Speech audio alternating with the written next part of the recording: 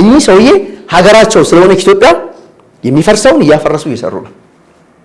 የሚጸዳ ነገር ሁሉ እያጸዱ ነው። ለምን ካልከኝ ይሳቸው ሀገር ስለሆነ ነው። የራሳቸው ሀገር ስለሆነ ወያኔ 27 ዓመት ኢትዮጵያን ሲመራ አንድ ነገር አላስተካከለም። ምክንያቱም ሀገሬ ብሎ ስለማይቆጥራት ነው። ኢትዮጵያ ሀገራችን ነች ብሎ ቢያስቡ ኖሮ የህወሓት ሰዎች 27 ዓመት ተቀምጠው አሁን ጠቅላይ ሚኒስትር አብይ መተው ከምናያት ኢትዮጵያ 100 እጥፍ ማሳደግ ይችሉ ነበር። ግን አላደረጉትም። ለምን ካልከኝ እነሱ የባንዳነት ስራ ሲሰሩ ነበር። የኢትዮጵያን ሀብት ለሌሎች አሳልፈው ሲሰጡ ነበር። ስለዚህ ልዩነት አለ። በቃ ባንዳነት ያለ ነገር ነው።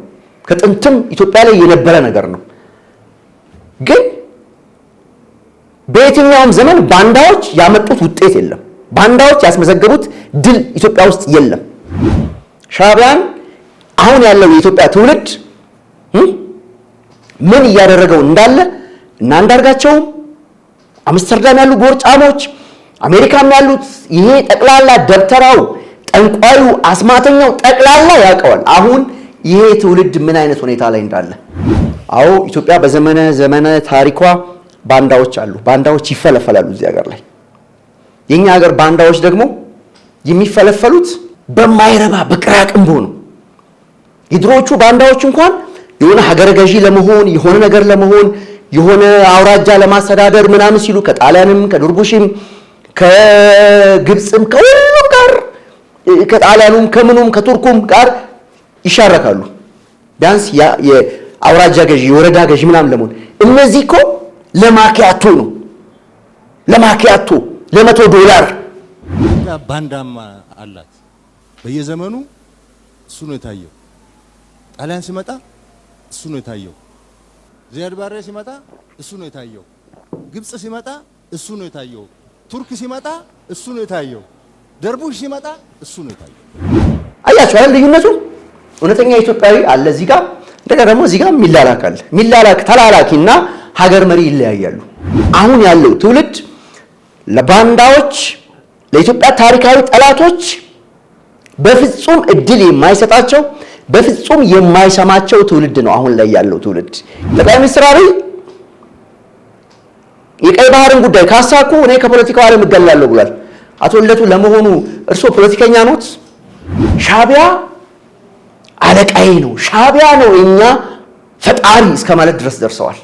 ራሳችሁን ባታነጻጽሩ ጥሩ ነው መቼም ቢሆን። በቃ ኢትዮጵያ ባንዳማ አላት። በየዘመኑ እሱ ነው የታየው። ጣሊያን ሲመጣ እሱ ነው የታየው። ዚያድ ባሬ ሲመጣ እሱ ነው የታየው። ግብፅ ሲመጣ እሱ ነው የታየው። ቱርክ ሲመጣ እሱ ነው የታየው። ደርቡሽ ሲመጣ እሱ ነው የታየው። እንግዲህ ክብራትና ክብራን ኢትዮጵያውያን እንግዲህ ፊልድ ማርሻል ብርሃኑ ጁላ ትላንትና ያስተላለፉት መልእክት ነው ይሄ። እንግዲህ እናት ሀገራችን ኢትዮጵያ በዘመነ ታሪኳ በርካታ ባንዳዎች አስተናግዳለች። ፊልድ ማርሻል እንደተናገሩት እነዚህ ባንዳዎች አሁን ያለው ትውልድ ለባንዳዎች ለኢትዮጵያ ታሪካዊ ጠላቶች በፍጹም እድል የማይሰጣቸው በፍጹም የማይሰማቸው ትውልድ ነው አሁን ላይ ያለው ትውልድ። ይህ ትውልድ የኢትዮጵያን በተንኮል የተቀሙ ኢትዮጵያውያን በእናት ሀገራችን ኢትዮጵያ ላይ የደረሱ ማጭበርበሮችን ኢትዮጵያ ያጣቻቸውን ሁሉንም ነገሮች ማለት ነው የማስመለስ አቅም ያለው ትውልድ ነው ይሄ ትውልድ። አሁን ያለው ትውልድ ማለት ነው ይሄ የኛ ትውልድ በቃ ምን አለፋችሁ እሳት የላሰ ነው። ለባንዳዎች የማይመች ትውልድ ነው እዚህ ሀገር ላይ ያለው። እና አንዳርጋቸው ሰሞኑን አይታችኋል። ሻዕቢያ አለቃዬ ነው፣ ሻዕቢያ ነው እኛ ፈጣሪ እስከ ማለት ድረስ ደርሰዋል። ሻዕቢያ ራሱ ማለት ነው መግቢያ መውጫ አጥቷል። አሁን መሬት ላይ ያለው ሀቅ ይሄ ነው። በቃ ሻዕቢያን አሁን ያለው የኢትዮጵያ ትውልድ ምን እያደረገው እንዳለ እና አንዳርጋቸውም አምስተርዳም ያሉ ጎርጫሞች አሜሪካም ያሉት ይሄ ጠቅላላ ደብተራው ጠንቋዩ አስማተኛው ጠቅላላ ያውቀዋል። አሁን ይሄ ትውልድ ምን አይነት ሁኔታ ላይ እንዳለ ይሄን ስናገር የዚህ ትውልድ አካል በመሆኔ በጣም እኮራለሁ። ከምኮራባቸው ነገሮች መካከል አንዱ በዚህ ትውልድ ውስጥ መገኘቴ ነው። አዎ ኢትዮጵያ በዘመነ ታሪኳ ባንዳዎች አሉ። ባንዳዎች ይፈለፈላሉ እዚህ ሀገር ላይ። የኛ ሀገር ባንዳዎች ደግሞ የሚፈለፈሉት በማይረባ በቅራቅንቦ ነው። የድሮዎቹ ባንዳዎች እንኳን የሆነ ሀገረ ገዢ ለመሆን የሆነ ነገር ለመሆን የሆነ አውራጃ ለማስተዳደር ምናምን ሲሉ ከጣሊያንም ከዱርቡሽም ከግብፅም ከሁሉም ጋር ከጣሊያኑም ከምኑም ከቱርኩም ጋር ይሻረካሉ። ቢያንስ የአውራጃ ገዢ የወረዳ ገዢ ምናምን ለመሆን። እነዚህ እኮ ለማኪያቶ ነው፣ ለማኪያቶ $100። ይህ ትውልድ አይሰማችሁም እናንተን። በጣም እርግጠኛ ሆኜ እነግራችኋለሁ። በቃ ወደዳችሁም ጠላችሁም የመጨረሻው ፌዝ ላይ ነው ያላችሁት። የመጨረሻው ፋይናል ላይ ነው ያላችሁት። ካሁን በኋላ ሀገሪቱን ምሩ ተብሎ ቢሰጣችሁ እንኳን ሀገር መምራት አትችሉም። ሀገር መምራት እኮ ብዙ ጥበብ ይፈልጋል። አሁን አንደኛ ወቅቱን እናንተ አልተገነዘባችሁ። ይሄ ወቅት የቴክኖሎጂ ወቅት ነው። በጣም ውስብስብ የሆነ የሰለጠነ ወቅት ነው አሁን ያለው። እዚህ ወቅት ላይ መታችሁ እዚህ 4 ኪሎ ግቡ ብትባሉ ምን እየተካሄደ ነው እዚህ ግቢ ውስጥ ምን እየተካሄደ ነው ብላችሁ የምታስቡት እንጂ ሀገሪቱን ስለመምራት አታስቡ። ግቢውን አትለምዱትም። በጣም እርግጠኛ ሆኜ ልንገራችሁ። ግቢውን ይሄ 4 ኪሎ የሚባለው ግቢ አለ አይደል? ግቢ ውስጥ ያለውን የግቢውን ሁኔታ ለመልመድ እናንተ 30 ዓመት ትፈልጋላችሁ ካሁን በኋላ እዚህ ስልጣን ቢሰጣችሁ እንኳን። ስለዚህ በቃ መላላክ ያለ ነው። ዛሬ አዲስ የተፈጠረ ነገር አይደለም። መላላክ ያለ ነው። ባንዳነት ያለ ነገር ነው። ከጥንትም ኢትዮጵያ ላይ የነበረ ነገር ነው። ግን በየትኛውም ዘመን ባንዳዎች ያመጡት ውጤት የለም። ባንዳዎች ያስመዘገቡት ድል ኢትዮጵያ ውስጥ የለም። እዚህ ሀገር የሚኖሩ ኢትዮጵያውያን ምንም ሳይመቻቸው፣ ምንም ሳይደላቸው፣ ምንም ነገር ያለ ምንም የቤት ኪራይ እያሰቃየው፣ የልጆች የትምህርት ቤት የሚከፍለው ገንዘብ እየቸገረው፣ ጠማማ ጫማ አድርጎ እየሄደ ያለ ኢትዮጵያዊ በሀገሩ ጉዳይ አይደራደርም። አያችሁ፣ እዚህ ሀገር የሚኖረው ማለት ነው በጣም ተሰቃይቶ የሚኖር ኢትዮጵያዊ እዚህ ሀገር ላይ በኢትዮጵያማ አልደራደርም ነው እያለ ያለው። በቃ ከዚህ በላይ ምን ትፈልጋለህ? የእናንተ አውሮፓ መኖር የእናንተ አሜሪካ መኖር ምንም ትርጉም የለውም። ምንም። ስለዚህ የኢትዮጵያ ውስጥ ዛሬ ወደፊትም ይኖራል የባንዳነት ሁናቴ፣ አትጠራጠሩ። ምክንያቱም ይሄው ኢትዮጵያ ሲሉ የነበሩ ሰዎች፣ ኢትዮጵያ ወደብ ያስፈልጋታል ሲሉ የነበሩ ሰዎች ዛሬ ተገልብጠው ኢትዮጵያ ወደብ ካላት አለ ልደቱ እንደውም ጠቅላይ ሚኒስትር አብይ የቀይ ባህርን ጉዳይ ካሳኩ እኔ ከፖለቲካው ዓለም እገላለሁ ብሏል። አቶ ልደቱ ለመሆኑ እርስዎ ፖለቲከኛ ኖት? አሁንስ እውነት ፖለቲከኛ ከሆኑ ማለት ነው እርስዎ ከጠቅላይ ሚኒስትር አብይ ጋር ራስዎን ማወዳደር ይችላሉ? ሌላ ምሳሌ የለም። ሌላ ምሳሌ ጠፋ። አብይ ቀይ ባህርን ካስመለሰ እኔ ፖለቲካውን ተዋለሁ ነው ያሉት። ሌላ የሚያወዳድሩት የዛ የትምህርት ቤት ወይም የቆሎ ጓደኛ ምናምን የለም ለእርሶ?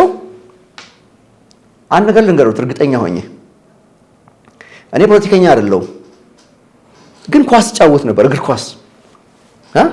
ኳስ ማንከባለል ይችላለሁ። ጠንካራ ኳሶች መታለው ምናምን። ያው እንዳለመታደል ሆኖ የትም አልደረስንም በኳስ እኔም ጨምሮ ማለት ነው። እኔ እንደ አንድ እግር ኳስ ይሰፈር የጤና ቡድን ተጫዋች ራሴን ቆጥሬ ከሚሼል ፕላቲኒ ወይም ከክሊስማን ጋር ቤከንባወር ጋር ከነ ማራዶና ጋር ከነ ዚኮ ጋር ከነ ጉሌት ጋር ከነ ቫን ቫስተን ጋር ከነ ፊጎ ጋር እንዴት ነው ራሴን ማወዳደረው? እኔ እንደዚህ ፊጎ እንደዚህ ካረገ ወይም ቫን ቫስተን እንደዚህ ካረገ ወይም ክሊስማን እንደዚህ ካረገ እኔ በቃ እንደዚህ ሆናለሁ ማለት አለብኝ። እኔ በላይ መንገሻ እነ ፊጎ እነ ቫን ቫስተን እነ ሩድ ጉሌት እነ ሶቅራጥስ እነ ዚኮ እግር ኳስ ተጫዋች ስለሆኑ እዚህ ገና ሰፈር ላይ ጨርቋስ ማንከባለል ሰውዬ ከነሱ ጋር አነጻጽረዋለሁ እንዴ? አይሆንም። ስለዚህ አቶ ልደቱ ሲጀመር ፖለቲከኛ እንዳልሆኑ ይታወቃል። ሌላው ጉዳይ ፖለቲከኛ እንኳን ቢሆኑ ማለት ነው ከቀይ ባህር ጋር ጠቅላይ ሚኒስትር አብይ አህመድን ጠቅሰው ማነጻጸር የለበትም። ምክንያቱም የሚገናኝ ነገር አይደለም። ሰውየው እነ ፕሬዚዳንት ትራምፕ እነ አማኑኤል ማክሮን እየጠሩ የሚጋብዟቸው ሰው ናቸው። ጠቅላይ ሚኒስትር አብይ በቃ ክላስ የሚባል ነገር አለ እና እኔ በተአምር ከቫን ባስተን ጋር ራሴን አላነጻጸርም። እኔ በቃ እንደዚህ ቫን ባስተን እንደዚህ ከሆነ እኔ ራሴን እንደዚህ ያደርጋለሁ ምናምን እንዴት ይሆናል? የማይሆን ነገር ነው። ስለዚህ ሁላችሁም ማለት ነው ቅድም ፊልድ ማርሻል እንዳሉት ነው እንደዚህ አይነት ስራ ነው እየሰራችሁ ያላችሁ። ስለዚህ ኢትዮጵያዊ የሆነ ግዙፍ ግርማ ሞገስ ያለው ሰው ለኢትዮጵያ የሚሰራ ሰውዬ እና ራሳችሁን ባታነጻጽሩ ጥሩ ነው። መቼም ቢሆን በቃ አያችሁ አይደል ልዩነቱ። እውነተኛ ኢትዮጵያዊ አለ እዚህ ጋር፣ እንደገና ደግሞ እዚህ ጋር የሚላላክ አለ። የሚላላክ ተላላኪና ሀገር መሪ ይለያያሉ። እኚህ ሰውዬ ሀገራቸው ስለሆነች ኢትዮጵያ የሚፈርሰውን እያፈረሱ እየሰሩ ነው። የሚጸዳ ነገር ሁሉ እያጸዱ ነው። ለምን ካልከኝ የሳቸው ሀገር ስለሆነ ነው። የራሳቸው ሀገር ስለሆነ ወያኔ 27 ዓመት ኢትዮጵያን ሲመራ አንድ ነገር አላስተካከልም። ምክንያቱም ሀገሬ ብሎ ስለማይቆጥራት ነው። ኢትዮጵያ ሀገራችን ነች ብሎ ቢያስቡ ኖሮ የህወሓት ሰዎች 27 ዓመት ተቀምጠው አሁን ጠቅላይ ሚኒስትር አብይ መጥተው ከምናያት ኢትዮጵያ 100 እጥፍ ማሳደግ ይችሉ ነበር። ግን አላደረጉትም። ለምን ካልከኝ እነሱ የባንዳነት ስራ ሲሰሩ ነበር። የኢትዮጵያን ሀብት ለሌሎች አሳልፈው ሲሰጡ ነበር። ስለዚህ ልዩነት አለ በቃ። ስለዚህ ከጠቅላይ ሚኒስትር አብይ ጋር በፍጹም አታነጻጽሩት ምናችሁንም። በቃ እኚህ ሰውዬ ባለ ሀገሩ ናቸው። በቃ ትክክለኛው ሰው ናቸው። በቃ የኔ ሀገር ነው ብለው ይህን ነገር ቆሻሻውን እያነሱ ቆሻሻው ላይ አበባ የሚተክሉ ሰውዬ ናቸው። ስለዚህ ኢትዮጵያ ውስጥ የባንዳነት ታሪክ ነበር ከጥንትም ጀምሮ፣ ዛሬም አለ፣ ነገም ይኖራል። ግን ይሄ ትውልድ አይሰማም፣ ማንንም አይሰማም። ይሄ ትውልድ ሰላም፣ ፍቅር፣ ብልጽግና የኢትዮጵያን ከፍታ ማረጋገጥ የሚፈልግ ሳይሆን በተግባር እየሰራ ያለ ትውልድ ነው። 4 ነጥብ። ምንም ማድረግ አይቻልም። ክቡራትና ክቡራን ኢትዮጵያውያን፣ በላይ መንገሻ ነኝ ከአዲስ አበባ ኢትዮጵያ። የኢትዮጵያ ድምፅን ከተመቻችሁ ሰብስክራይብ ማድረግ ትችላላችሁ። ከወደዳችሁት ተሰናበትኳችሁ። እግዚአብሔር ኢትዮጵያን ይባርክ።